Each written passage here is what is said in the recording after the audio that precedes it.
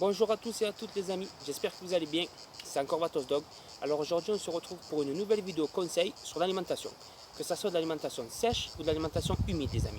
Tout d'abord on va commencer par l'alimentation sèche en ce qui concerne les croquettes.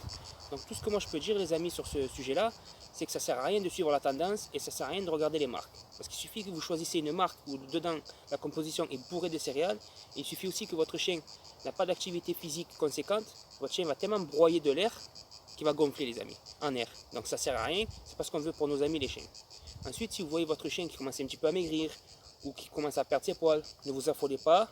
C'est juste que la composition de la gamme que vous avez choisie ne lui convient pas. Alors si vous aimez cette gamme, vous pouvez y rester, juste changer la composition. Moi, ce que j'aime bien faire avec mes chiens, de temps en temps, 2 fois par semaine, c'est que j'aime bien dans les croquettes leur mélanger un œuf frais. Pourquoi je m'en priverais les amis alors que tous les matins, grâce à mes poules, j'ai des œufs frais. Ou alors de temps en temps, leur mettre un petit filet d'huile d'olive, ça fait du bien au poids, ça fait du bien à l'estomac, ils digèrent bien. Aujourd'hui, je vais vous présenter les croquettes que moi j'utilise. Ce sont des croquettes de la marque Everland, de fabrication française les amis, ça c'est important, au canard. Donc là, on est sur une gamme Chio, sac de 10 kg, donc au canard, très peu de céréales.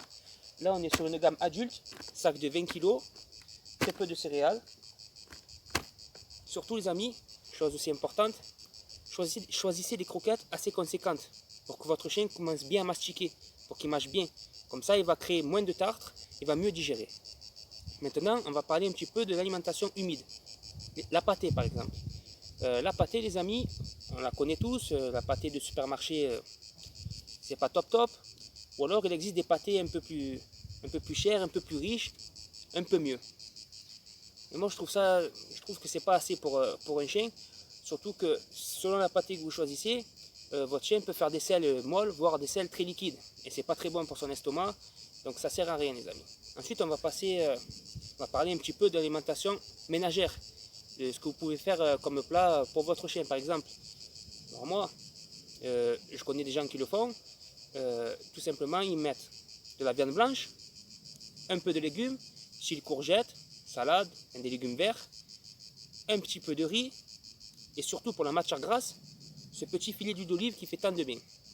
Donc les amis, après voilà, c'est un choix de vie, c'est votre chien, c'est vous qui choisissez, c'est un choix à faire, humide ou sèche.